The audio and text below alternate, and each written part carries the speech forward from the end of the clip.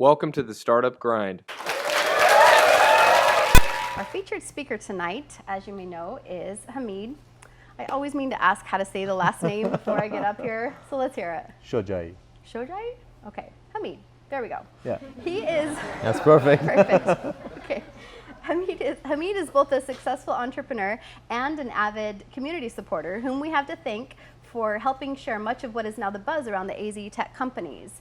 His passion for startups is pretty unmatched, as is his love for winning competitions, I hear. And there will be a competition later. Woohoo. Mm-hmm. A trophy at stake, by the way, I'm just saying.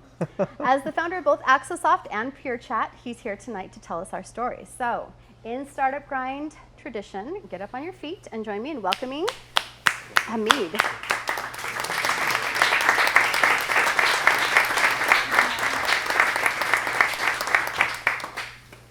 All right, you guys. It's good that I get the standing ovation at the beginning because at the end you guys are all going to be disappointed.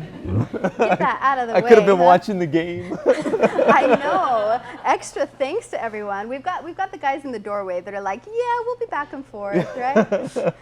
All right, so we like to start by getting to know the person behind the business. So tell us a little bit about your early life, where you're from, what sort of culture and family you grew up in. So originally I'm Iranian. I was born in Iran and grew up until I was 10 years old over there. My family all moved to the US in 1984 when I was like 10 years old because of my brother who had come to the US to go to school, to college. So he ended up going to University of Arizona, landed a job at Intel after he graduated, and that was in 84 timeframe when we all came directly to live with him in Chandler, Arizona, essentially at the beginning. So wow, the journey Chandler, sort of started. Arizona in '84. That must have been exciting. Very, very, yeah. There was a lot of cows there. Yeah, I'm sure. There's still a lot of cows, but right. we won't get into that. So when you were young, any early signs of entrepreneurism, or what did you want to be when you grew up? Yeah, I grew up around my parents who were entrepreneurs, Okay. and What did they do? So they had. My dad had a shopping center, and my mom had a gift shop inside the shopping center. So from early age, I became familiar with sort of the basic concepts of business and cost of goods sold and how you have to mark it up, and you sort of control costs by negotiating everything, right? Mm-hmm. Like negotiate the cost of what you're buying things for, and then like you appropriately mark it up, but you have to be competitive with competitors in terms of pricing. So some of that stuff just became second nature, and because I just grew up with it. I always wanted to have my own business growing up as well. So that was sort of the start of it, was that I was around that environment. Okay, so then there has to be something that you did as a kid, right? Yeah, so when we came to the U.S. Was probably the earliest times that I did anything, and I started with paper routes and sort of the usual kid thing back in the 80s when I was growing up, and eventually in high school I started a computer assembly and sale business. It was called EasyPC. Because I was assembling computers and selling them by putting ads in the newspaper and the classifieds, and selling these computers at home. And I was 15 years old. That was like the first real business that I had.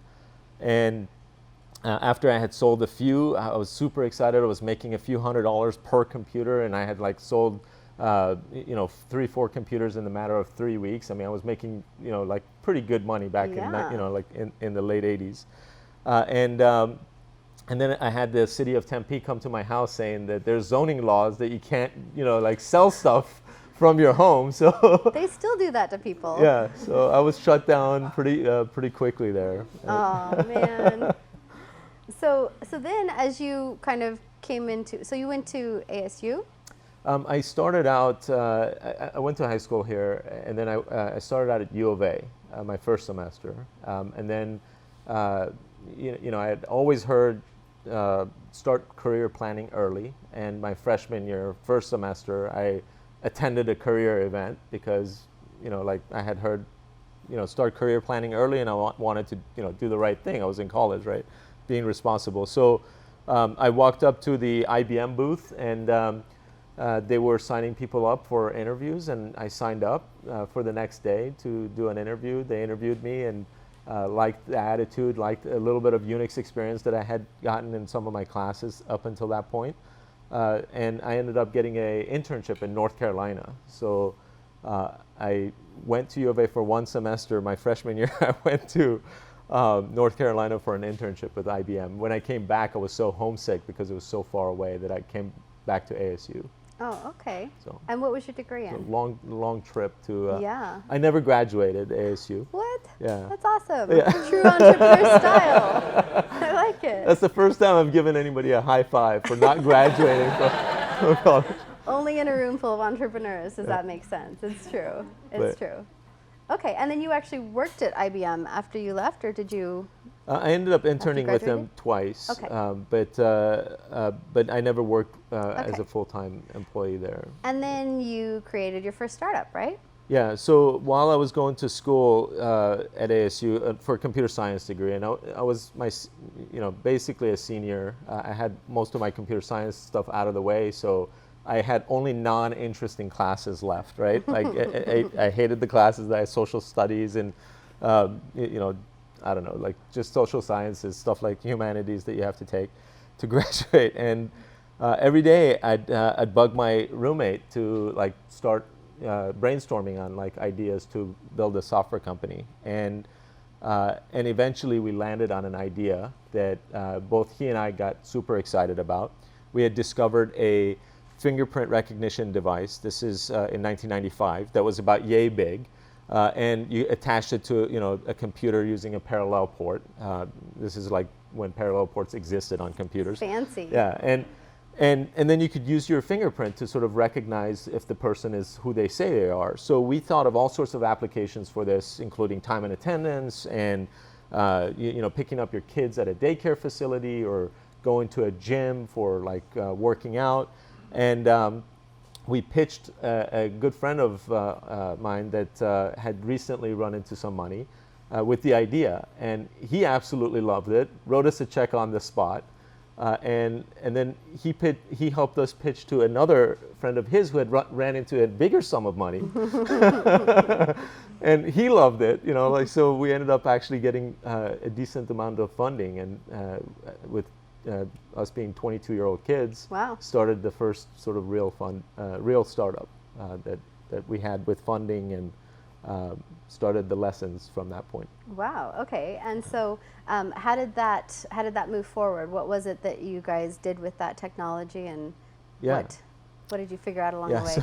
So lots of cool lessons learned there. So we got, and I'll share some details because some of those details are helpful. We got about $300,000 in funding for about half the company, and 22. That sounds awesome.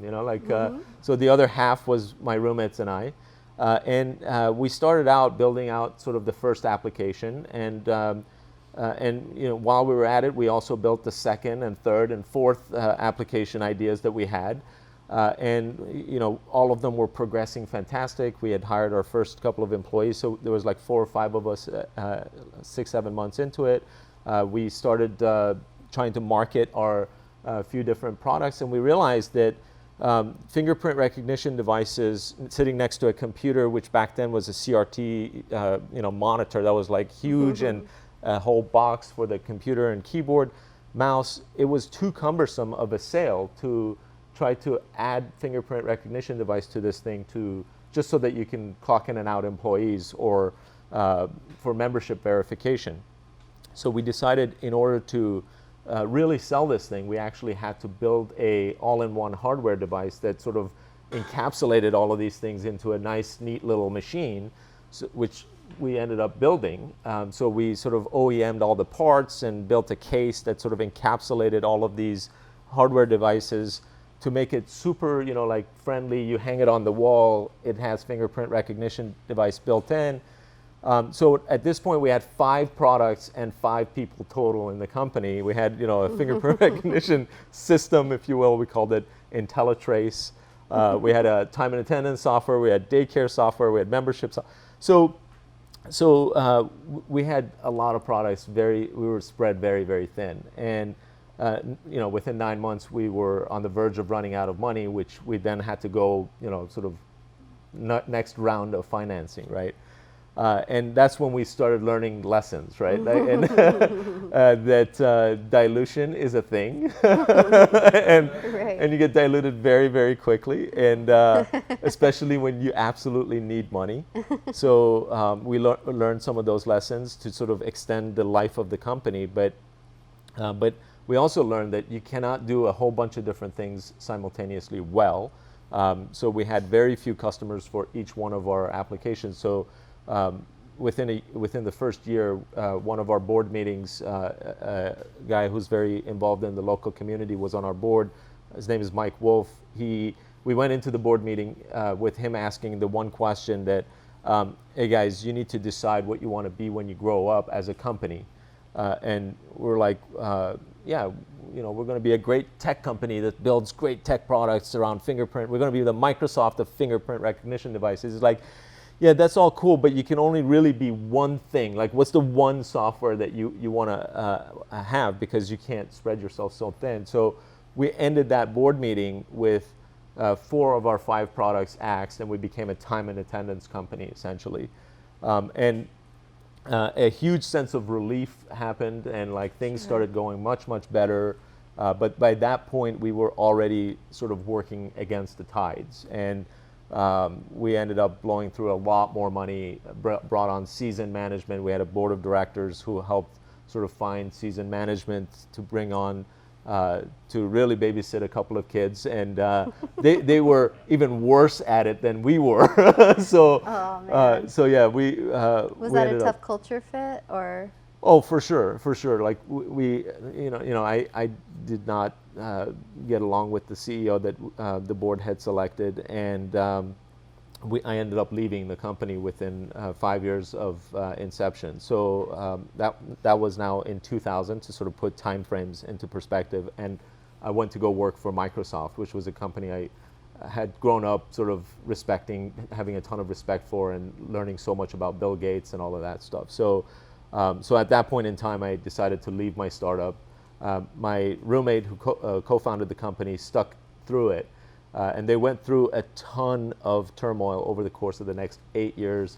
Finally, they sort of broke off the pieces and sold the majority of the company for scrap, and were left with one piece that they ended up being headed by my roommate, and my roommate, who we had sort of founded the company together, and he built that piece into a very respectable multi-million-dollar company that ended up getting acquired last year by Paychex. Oh, so that's it was a like really happy Wow. ending to that story, but Yeah. I had given up on it 14 years earlier. Yeah. So he really stuck Understandable. through it. But Well, I think it was not all in naught, because Axosoft, one of your other companies that you founded, is Yes. known for their culture. So you might not have been as passionate about it if you hadn't been through that experience. So yeah, for sure. Everything is obviously, Yeah. like all the dots connect, as Right, Steve Jobs right. said. You don't know It's how true. they will connect in the future. You can only connect them looking back. Yeah. But yeah, it was a So sidebar from the technology, rumor has it that you can make a mean sandwich. How did that happen? I'm not sure where those rumors are coming from. You're but, not? I make a like breakfast burrito type of sandwich. Is that? No, I heard that you had a sandwich shop for a while. a Quiznos. Yeah. So, yeah. Who Well, knew? I never made a sandwich, but while at Microsoft, I thought, it might be interesting to invest in a, Franchise. in a franchise, exactly. And a buddy of mine was super interested in, he was looking for his next thing to do, and we ended up talking about some possibilities, and Quiznos was super hot at the time, and we decided, okay, let's buy a Quiznos franchise, and he would run it, and I would just be the sort of investor in it. And yeah, that was another set of lessons learned about franchises in particular, and Quiznos specifically. And yeah, there's a reason why you don't see any more Quiznos shops around, but yeah. that was not a good experience. So was anything, I mean, any takeaways from that you feel like helped you back into the startup world, or was it just a completely different world? No, it was a completely different world. But the one takeaway is that when we eventually sold that business, I never got my name off of the loan, and that was a major mistake that we made, and I completely forgot about it. Years later, when the buyer eventually went broke and bankrupt, I was still stuck with the loan, and I had Axosoft at this point. So, the lender knew that they can get their money from this guy, and they came after me, and I ended up sort of stuck with that loan. Yeah, lessons. You're right. Okay, so it was at Microsoft that you first saw a problem that became how Axosoft was born, right? Yeah, so at Microsoft, I was in the consulting group locally, and one of the things that I was responsible for is to help Microsoft's enterprise customers do sort of large projects, development projects specifically with Microsoft technologies successfully. So I typically had a team of people, usually contractors or the employees of the Microsoft customer that I was managing, to build the project. I wasn't managing them, I was managing the project, but to sort of get things done. There wasn't a great tool. I used Microsoft Project pretty extensively to sort of track the list of things that I needed to get done, but there wasn't a great tool that was collaborative that allowed the entire team to collaborate on what they were going to work on next and sort of update the statuses of things and that sort of keep track of everything, if you will. And I had built a similar tool at my previous company for internal use, my previous startup. So I decided to rebuild it using sort of all the latest and greatest Microsoft technologies and on my spare time, because I absolutely needed it. And I ended up putting this tool to use for myself, building it for myself. But then I put it out on the internet for other people to use as well. And within a few weeks, I had hundreds of people who had registered, which means lots more people were actually using it, and lots of feedback about I love this tool, but it would be great if it did X or Y or Z. And I thought, wow, there's probably something here. And at the time, I really wanted Microsoft to build it into a product and move me up to Redmond and sort of make it a Microsoft product. They wanted to move me up to Redmond, but they didn't care about the product. So they gave me sort of the thumbs up to do whatever I wanted, and I ended up leaving Microsoft to sort of pursue Axosoft on a full-time basis. But that tool became essentially Axosoft. Very cool.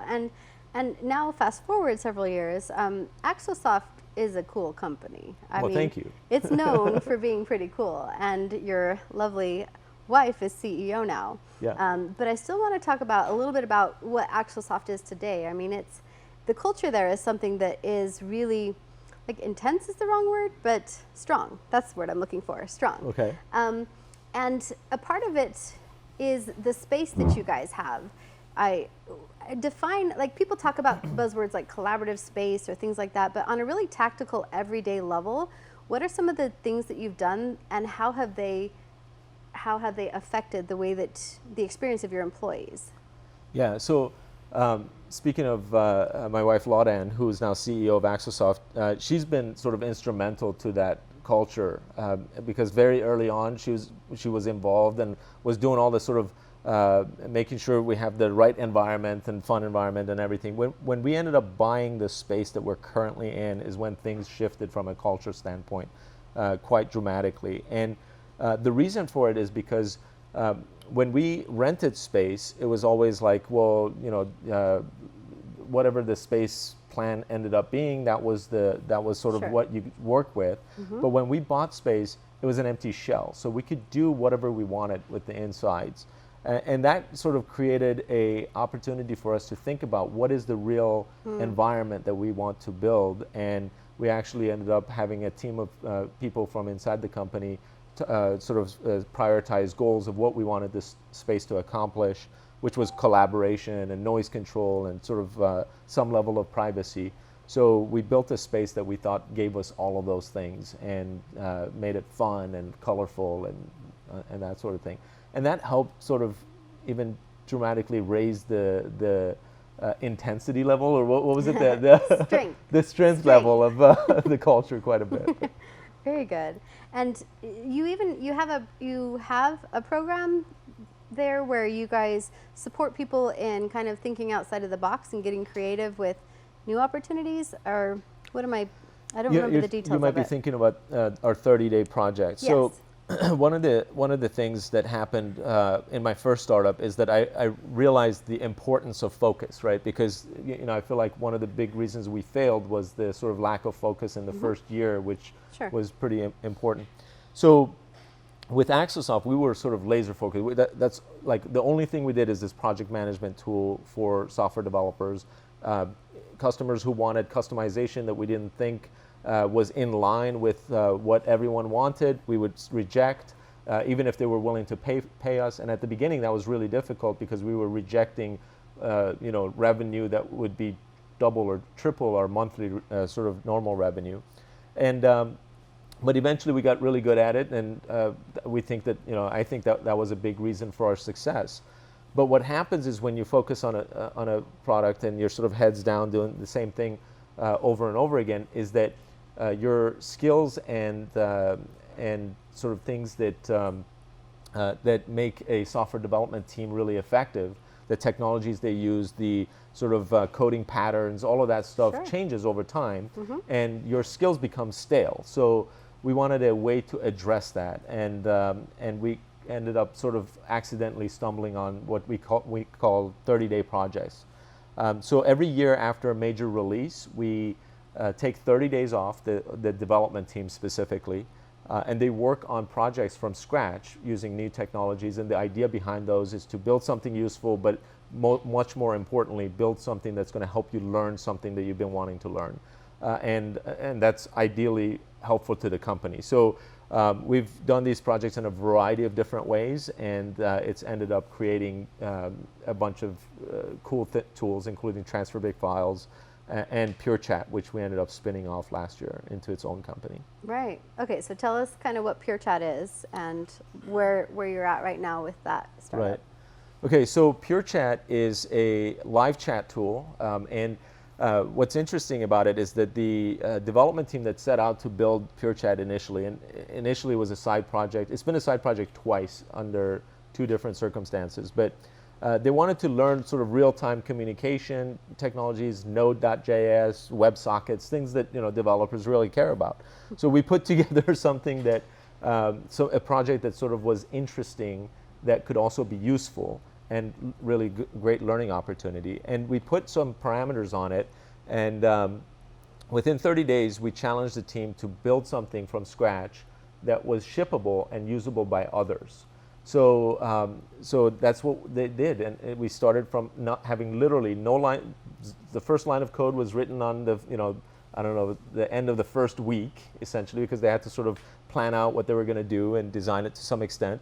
And they actually launched the site with ability to sign up and use the product by day 30. And then typically these projects, the way they went is that we would, if we had something useful to put out there, we would put it out there, and maybe a few people used it, maybe not, but basically it became a back burner. We never paid attention to it again. With PureChat, we saw that lots of people started using it. Actually, not lots initially, but some people started using it. But it had a stickiness factor to it, where at first we were getting 3-4 signups a day, and then we started getting 5-10 signups a day, then 20-30 signups a day. And within 3 months, we realized there's something very interesting here. We should probably put some dedicated resources to see what happens. So we put one person on that project.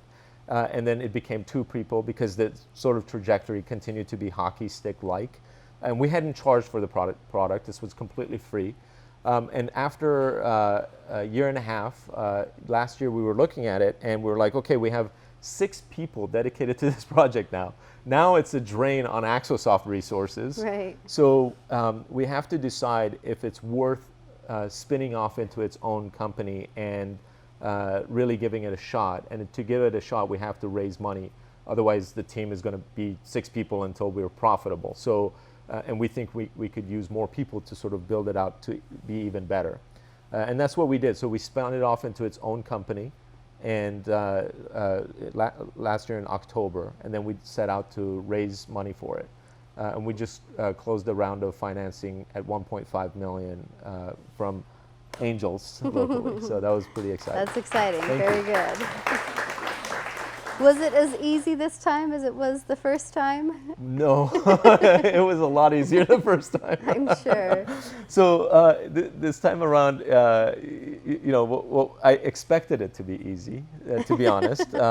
When we set out in October, I thought that based on the network of people that I know locally, having had built Axosoft and all of that stuff, that 2-3 months, we should be able to get our money and move on and focus on executing.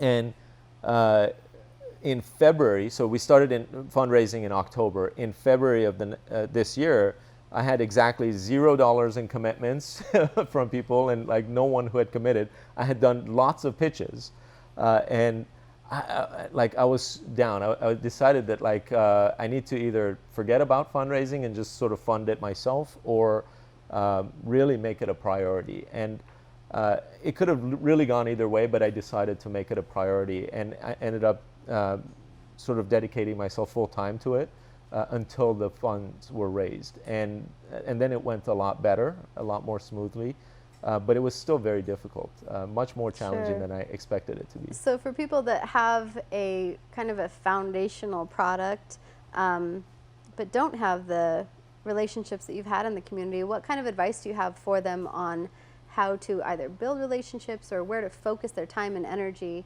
if they're at a spot where funding is a viable option? Yeah, so product traction goes a long way to getting conversations going. Sure. But coming to these type of events, there's a bunch of people here that Thanks. want to help, right? Like Yeah.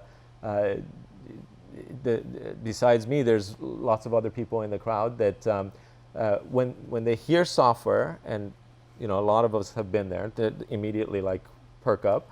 And then when they hear product traction of something that's actually in the works and has users, immediately, there's a level of joy that comes with that, even for the hearer, for the person who's hearing the story, right? And they want to help. They want to help take it to the next level. So I found that people will help make introductions when they believe in the product or the person doing it. So just get out there. And yeah, absolutely. Okay. All right. So switching back a little bit to Axosoft, I want to make sure we touch on kind of something very exciting from this year because it's really cool. So your wife hired an evangelist at Axosoft, right? So that turned out pretty well. Tell us a little bit about that story. You're gonna have to get that story from her, maybe I in am? another startup grind. But I'll sort of briefly touch on it. But I won't do it justice, unfortunately. Okay. So my wife, who is sitting right there, is super creative, super high energy, and when she came in to run Axosoft, she brought in some more sort of creative power to the team. And what's interesting is that I'm often reminded that of a presentation that Apple did. I think it was with Steve Jobs, rather, of the iPad 2 launch. One of the slides that he put up is this intersection. Like, he was talking about Apple's strength being the intersection of technology and liberal arts. And that liberal arts side is something that I've never had, and Axosoft in a big way has been missing, right? And I think that is what she really brought to the company, and within a few months you can already see the results of that.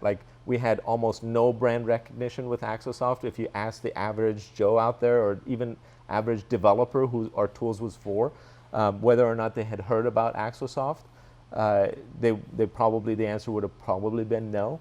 Whereas today, Axosoft's name is all over the place. We're getting tweeted dozens of times every day. It's pretty crazy. It's I love what she's done with the company, and it's a really cool story. It is pretty cool. Who has not heard about what they did? Holy mackerel. That is a pretty good... That is impressive.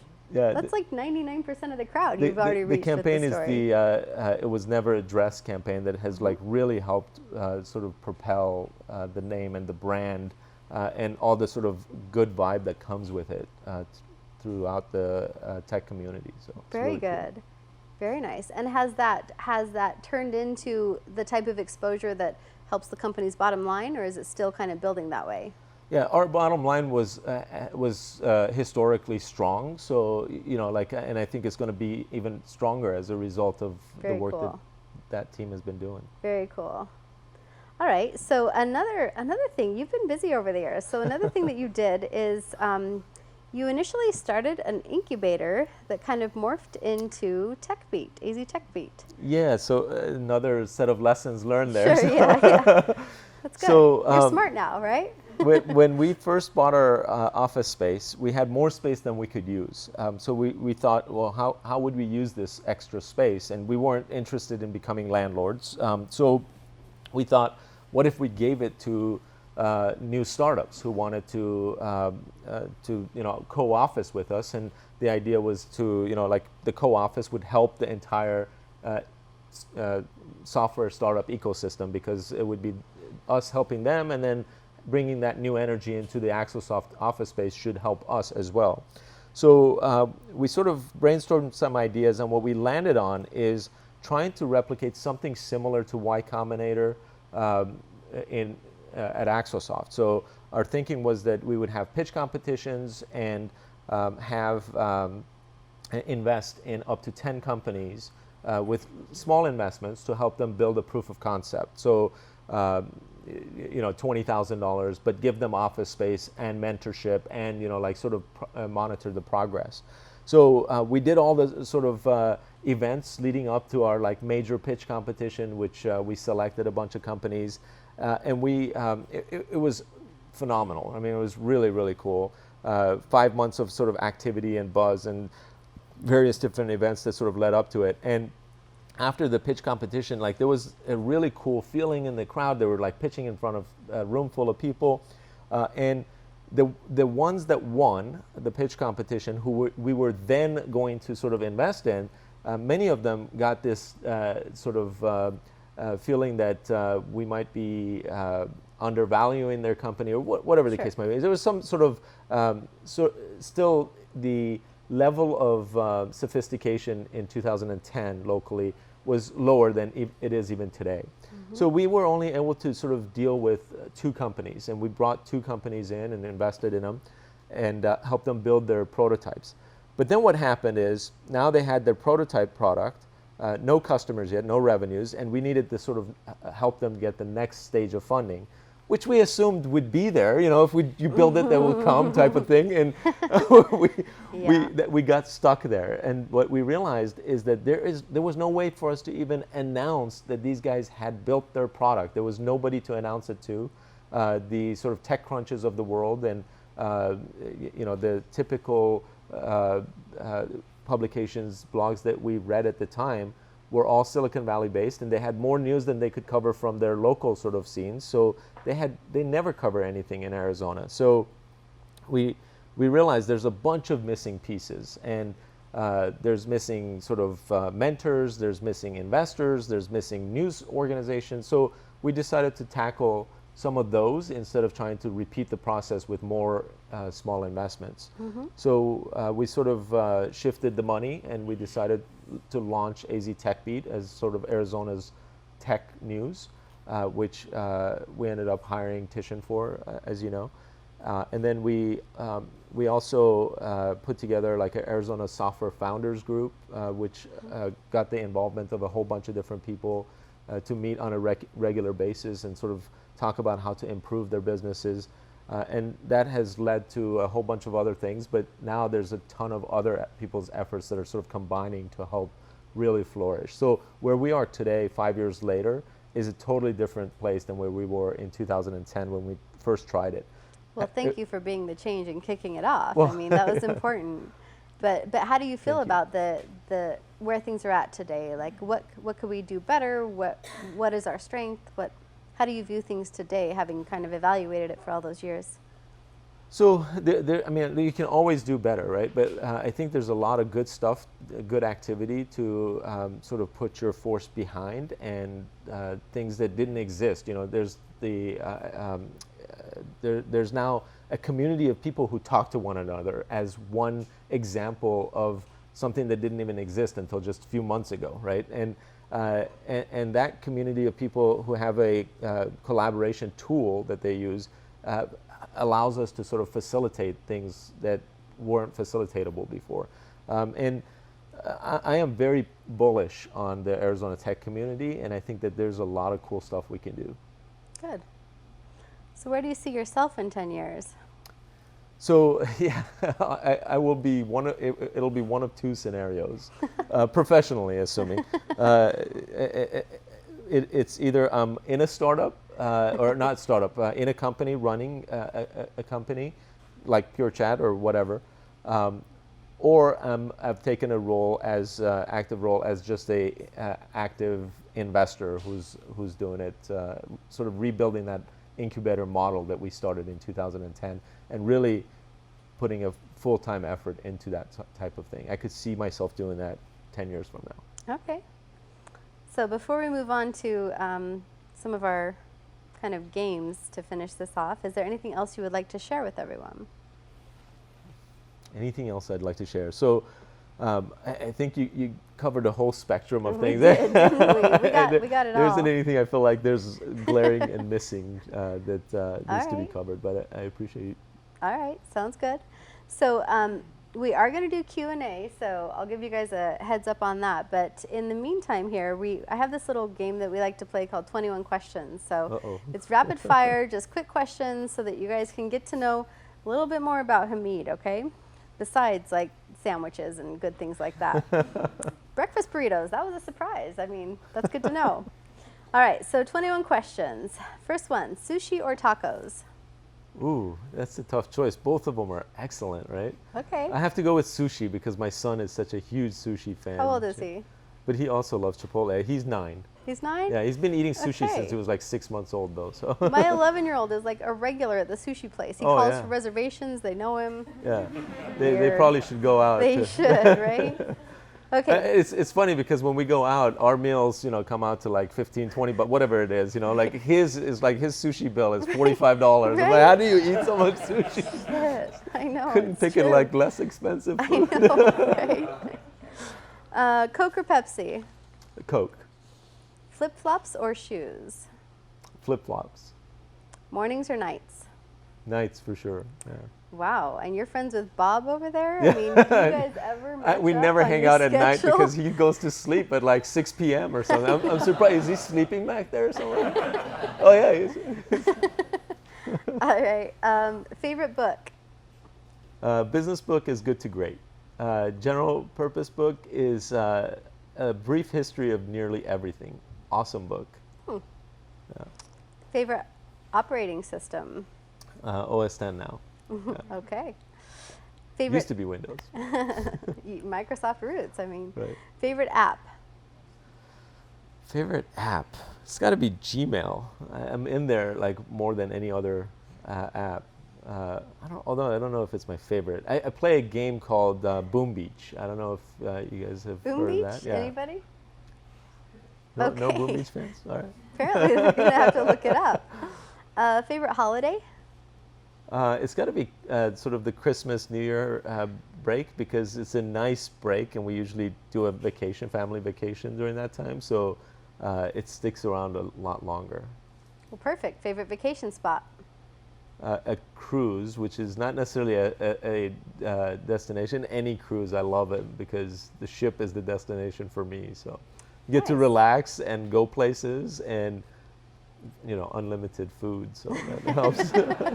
Unlimited sushi for the family? Well, the sushi, unfortunately, is not the greatest on most Oh, cruises. okay. Sounds like your son is discerning too, so, okay. Favorite hobby? Favorite hobby? It's interesting. Rock climbing is kind of interesting. I've recently picked that up. Spending time with my kids, I don't know if I would call that a hobby. Counts. Yeah, I don't necessarily have like something that's a go-to on a consistent basis. You know what's so weird? I find that in a lot of entrepreneurs. Yeah. It's like business and home. Yeah, That's my about it. favorite hobby is probably learning about other businesses. Right? I know, it's true. Favorite food? We covered sushi, actually, but those happen to be my two favorite things, sushi and Oh. like Chipotle, so Okay. good selection. Good, good. Favorite movie or TV show? Favorite movie or TV show? Avatar was a pretty good movie for, like I enjoyed that quite a bit. You don't watch too many movies, do you? Not a lot. Yeah, I know Pocahontas. Yes, I heard it before. I didn't see Pocahontas. Maybe that's why I liked it so much. But interestingly, on the other end of the spectrum, I really enjoyed Pulp Fiction the second time that I watched it, and the first time I was like, Right. what? I gave up after one. So, all right. Last concert you went to? Gosh, what was the last concert? It may have been Michael Bublé. That's a good It may one. have not been my selection. Good husband. Good husband. What's your go-to karaoke song?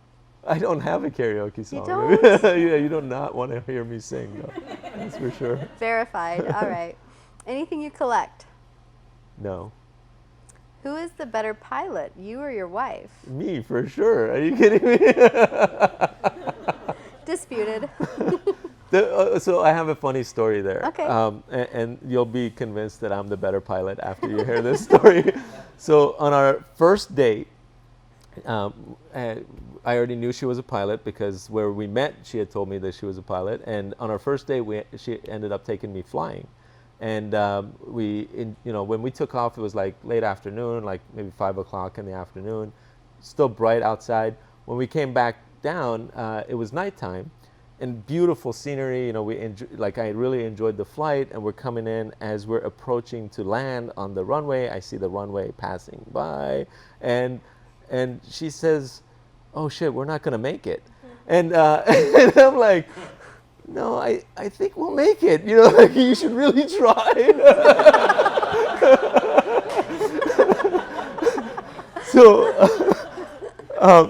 So that at this point, I'm trying to keep my composure. I needed a change of clothes, but what she was trying to say, as they teach you when you sort of go to pilot lessons, is that you should speak out loud what you're thinking, and like if you need to go do a go round when you're coming in for land because like you misjudged how far you are into the runway, you should just say that stuff out loud. So like we need to do a go around, but her thinking was that, oh shit, we're not gonna make it, I need to go around. But I never, like if she even said the other part, I didn't hear that part. I thought, we're not gonna make it. And so yeah, after that I decided I needed to become a pilot. So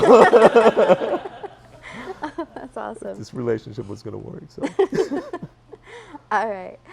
What is the best compliment someone can give you? I'm not very good with compliments, but I think the best thing that I enjoy hearing is that something that I said, some advice that I gave someone was helpful, and like when the aftermath of it, like, oh, what you said Sure, with yeah. that was really helpful, and we did that, or Very good. that's really cool. A cause you are passionate about. Technology, Technology. software in particular. Totally counts. One thing on your bucket list. Travel is a big bucket list item for us, for me, and like we're actually going to Japan, which has been on our list for quite some time, in a few weeks. So in the first week of July. So Okay. I'm looking forward to that. But Cool. One thing you want to be remembered for. probably the software. Well, actually, being on a personal level, like everything, being a good dad is the definitely the one thing. But it's a couple people that's a couple of people's opinion who's super important there. But outside of that, the software and technology sort of contributions that I hope to make to Arizona's community. Okay. And then last but not least, how high can you jump?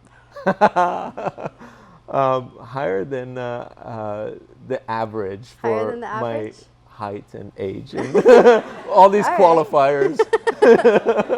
Well, I would Skin like color, I don't know. Like I would like to put this to the test a little bit if Oh. you're up for it. So we're gonna have to be careful because I really don't want you to break any limbs and have Sue Zach or anything like that. So. Oh, Suzak instead of you, right? Yeah, Zach. You put me up to it. Exactly.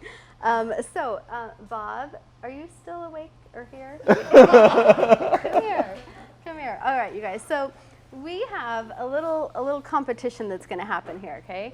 These guys are good friends, so they're not going to go easy on each other. Uh-oh. But this is what I call the battle of randomness. Okay. So there is a trophy involved in this, and I have to. It's not a 3D trophy. It's a flat trophy, but it is still a trophy that is worth something. And there are two ways that this could go. Okay. Okay. There's going to be 5 competition items, okay? And so obviously best of 5. If Bob wins, we call this that Bob owns Hamid. So there will be a hashtag that says Bob's Hamid, okay? Bob owns Hamid. If, however, Hamid wins, we get to switch it around. And since it is primarily based on your ability to jump, it will say Oh, shit. Hamid Bobs, okay? So, Hamid Bobs. This could go one of 2 ways, all right? But jumping is only one of the elements. So, in case he has a competitive advantage, we wanted to be able to. Yeah, you don't have to jump on anything. We're just going to do one jump. Don't worry, Bob. I know it's late. Okay. So, first one. Boxing and is enough? Boxing. Maybe next time. Maybe next time. All right. So, first item. Come on over here, my friend. Okay, so this first one is actually Are you behind this? going to. I know. Okay. So the audience is going to be our judge on this first one, okay? We're going to get the jumping out of the way so you can focus on other things. So all you have to do is jump, and we're going to call on these people to watch whose feet come the furthest off the ground. That's it, okay? That's it.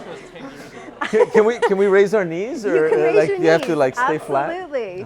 Absolutely. All right, so everybody's going to count you in on the count of 3. You're going to jump, okay? And then the audience is going to tell us who won. Jump at the same time. Oh, at the same time. At All the right, same time. So I have to stand like right here, huh? Right there. Okay, so everybody join me in counting. Here we go. 1, 2, 3. Really, Bob? Okay. Yeah, Hamid won that one. Okay.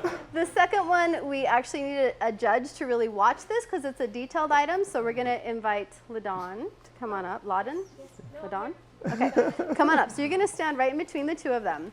And this one is going to be a staring contest, all right? So first person to blink, you're going to stare at each other. This is going to get real strong. Wait, we need two people so that they can watch each of us, right? Oh, that's a really good point. All right.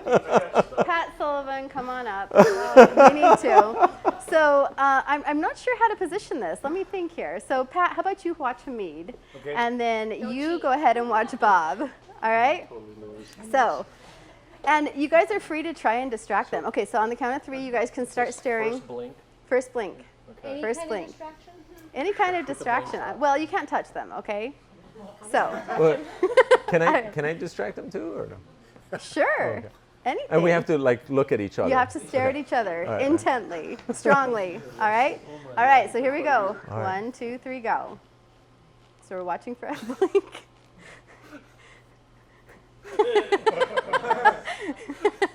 Got this.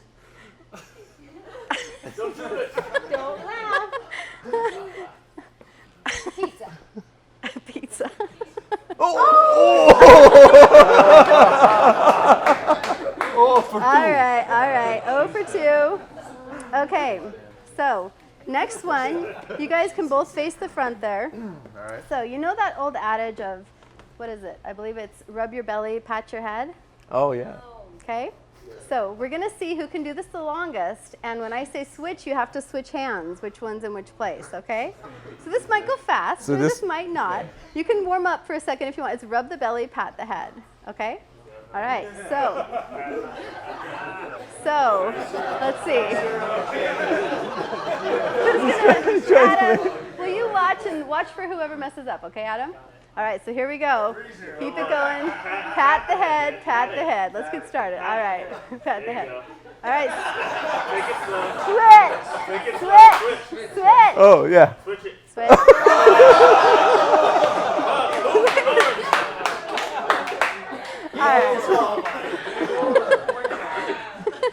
All right. We'll give that one to Bob because, we have 2 more to go. So we're giving that one to Bob. All right. Next one, we need a judge again. So come on up, Missy. No playing favorites. We only need 1 judge on this one. Oh, I have a feeling she doesn't play favorites. She's in there. She's All probably right. biased, but who knows again for who? Right. Okay. So this one, remember back in the day, 1, 2, 3, 4. Let's have a thumb more. Oh, yeah. You ready for this? All right. So right hands. Here we go. 1, 2. Wait, let's start again. 1, 2. Oh my God. One more time. 1, 2, 3, 4. Let's have a thumb war. Here we go. Damn, your thumbs are big. You won? Okay. It's So tied. this is the tiebreaker. Tiebreaker. This one requires a timer. So I have a new phone. Anyone else have a timer on their phone that's handy? Everybody in the room has a timer. I know. I know mine somewhere. Is it on the calculator? No. Okay, so this one is going to be how quickly can you say the alphabet backwards? Okay. Oh, boy. Glad you had a beer. All right, so let's have Hamid go first. On your marks, get set, go. ZYXWVT. VUT. SRQ. P. ONML.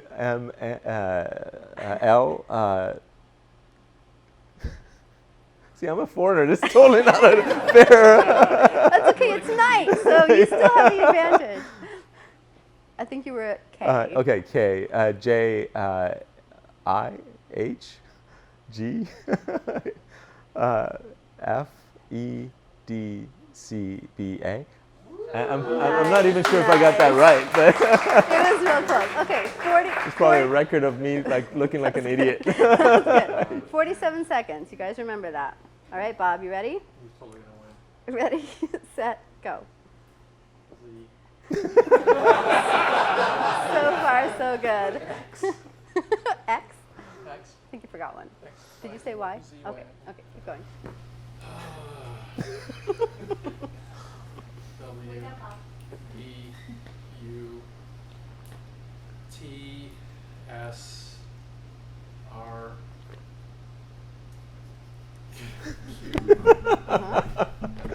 Did you hear about that one? O N M L. Bob Booth called, by the way. He wanted me to ask you, how do you take care of your hair? All right, Hamid wins. Let's give him a hand.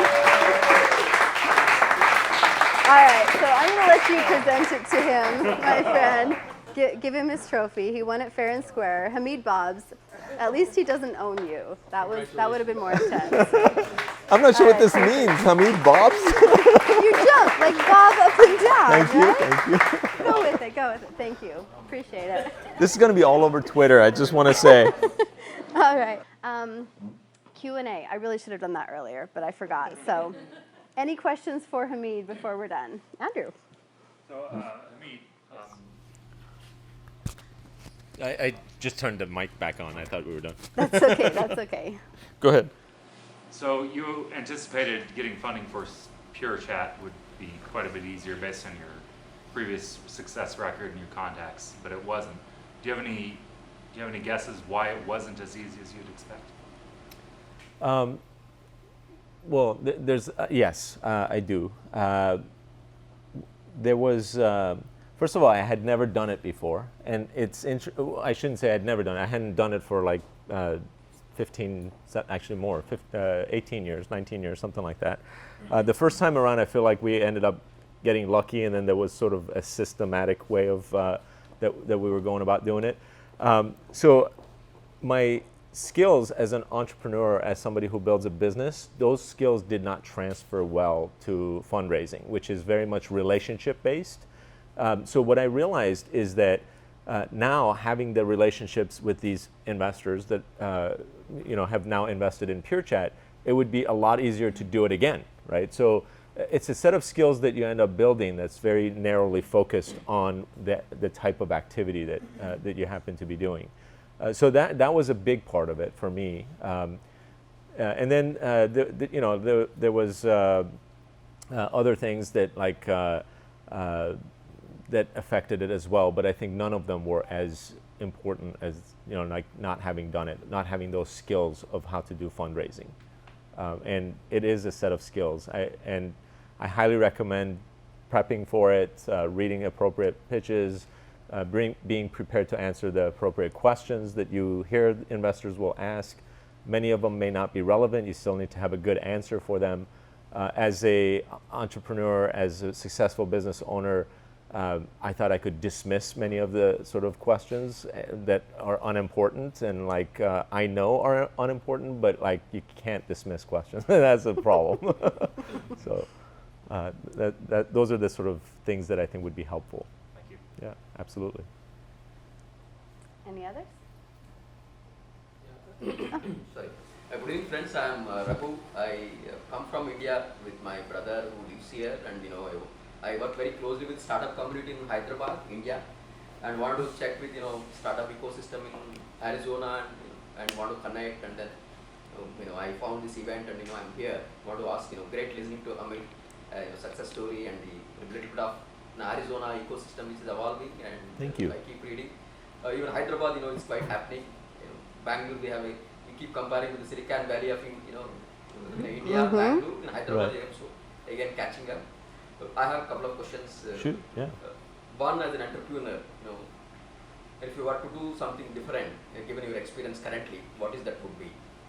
You would have done better, given your experience. Yeah, so I'm fortunate enough to where I feel like I can do anything I want, and I am doing what I would be doing if I had the opportunity again. So I love software, and I love sort of building a software company and what it takes to build the right team. All of that is enjoyable to me. It's super smart people. It's a very fast-paced industry. It changes the world very, very quickly. Examples of that are just within the past 8 years, no cell phone being a smartphone to everybody sort of using their cell phone as a main communication device, or within the past 4 years, no one having having location-based taxi service, whereas 4 years later, the taxi business is completely destroyed by Uber. And 5 years from now, the whole car industry is going to be shifted completely with self-driving cars and electric cars and all sorts of stuff.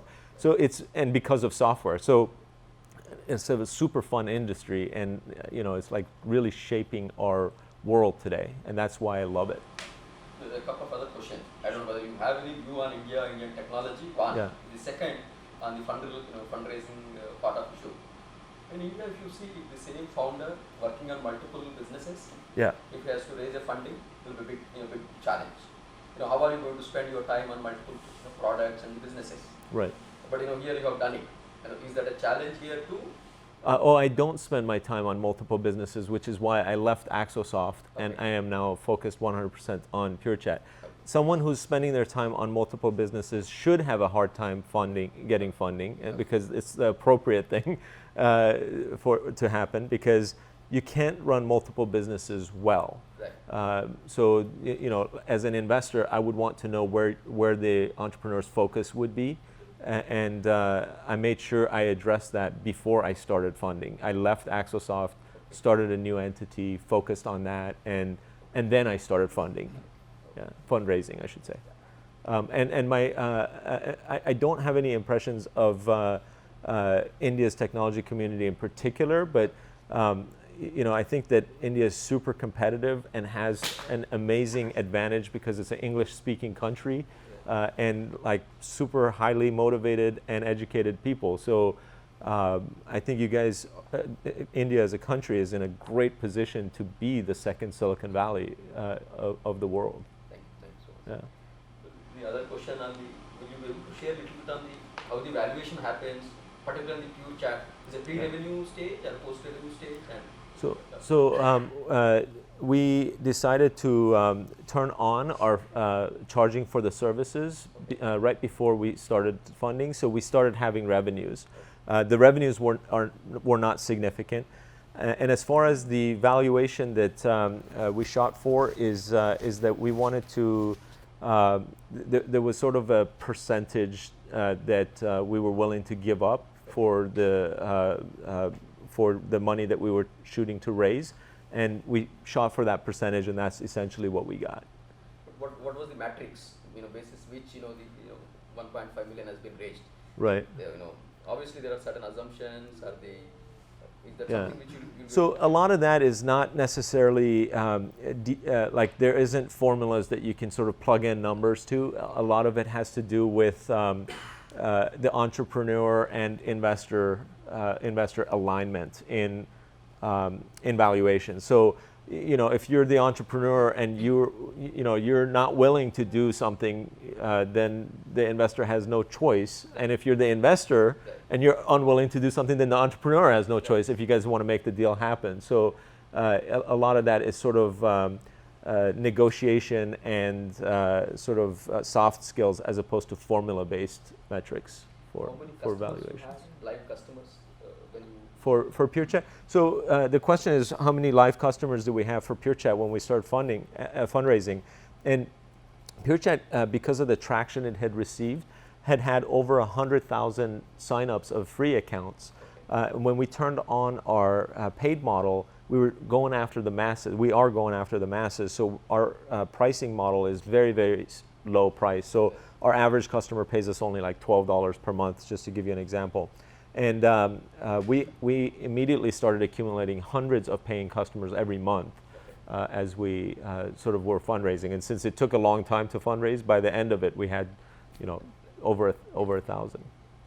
100,000 customer base, I think, has driven you the valuation, I suppose. Would have given you the, Yeah, That's a big number, definitely the numbers were impressive. Yeah. Thank you. Yeah. So for like a young entrepreneur who's just getting started, has like these ideas, like working with a partner, and is like putting their vision like on paper and stuff, what type of advice would you give to them when it comes to like sharing that idea to other people in this like environment? Okay, so it's interesting because I think, so the question is, by the way, like how much sharing should I do of the idea with other people? Is like, what if they steal it, for example? And my encouragement would be that like, share it with as many people as you possibly can and see where the interest lies. Do not ask for any kind of non-disclosure agreements. None of that stuff, I think, is helpful. And part of the reason is because the idea as you're thinking about it today is going to be vastly different than the successful version of your idea when it's actually implemented. And the reason for that is because of the hundreds, if not thousands, of decisions and choices that you will have in implementation of your idea, in whether this interface should look like this or that, and like all the interactions that are going to happen between the user and your software, or like your pricing. All of these things go into sort of making the idea a reality. And each one of those 1,000 decisions could have gone one way or the other, and no two companies will ever make those decisions the same way. And it's very minute details that will determine success. When YouTube became like runaway success, it wasn't because it was the first video online site that you could share videos. It was just one of hundreds, but based on the sort of the hundreds of parameters of how you could do things differently, theirs was the one that ended up being a success. So the idea of video on the internet was one that probably 10,000 people had simultaneously in the late 90s. Like it's just where things were going to go, and it was pretty obvious. It was just one of those 10,000 implementations that ended up sort of taking off. Yeah, I'm sorry. So being in the entrepreneurial space, I've drawn a lot of information from Jason Calacanis' This Week in Startups, and Brad Feld's writing on term sheets, including his book Venture Deals and things like that. What are your favorite resources that you turn to as an entrepreneur to help you sharpen your tools and build that up? Yeah, great question. I like Brad Feld and Jason's. You know, it's kind of interesting to become sort of, especially like a Jason Calacanis, you have to have really strong opinions about stuff, because if you have sort of mediocre or not common sense, but like if you have middle of the road opinions as a writer, if you will, you're not going to create controversy, so nobody links to you, and as a result, you know, like your writings will not be read by very many people. So, you know, I think that Jason Calacanis' advice, much of it is right on, but much of it is extreme in one direction or another, and I don't necessarily agree with all of it. So you got to sort of read a whole bunch of different stuff and pick out the good stuff out of the bad. But there's a lot of great stuff out there. There's lots of great books. There's one great book that I recently read called The Hard Thing About Hard Things. It's a fantastic book. Yeah, like I was making notes during listening to that book. I listened to audiobooks, and that's a rare thing to happen, like where I'm like flipping out my notepad and actually typing stuff up. But, cool. All right. Well, thank you very much, Hamid. Thank you. Appreciate it. It was a lot of fun.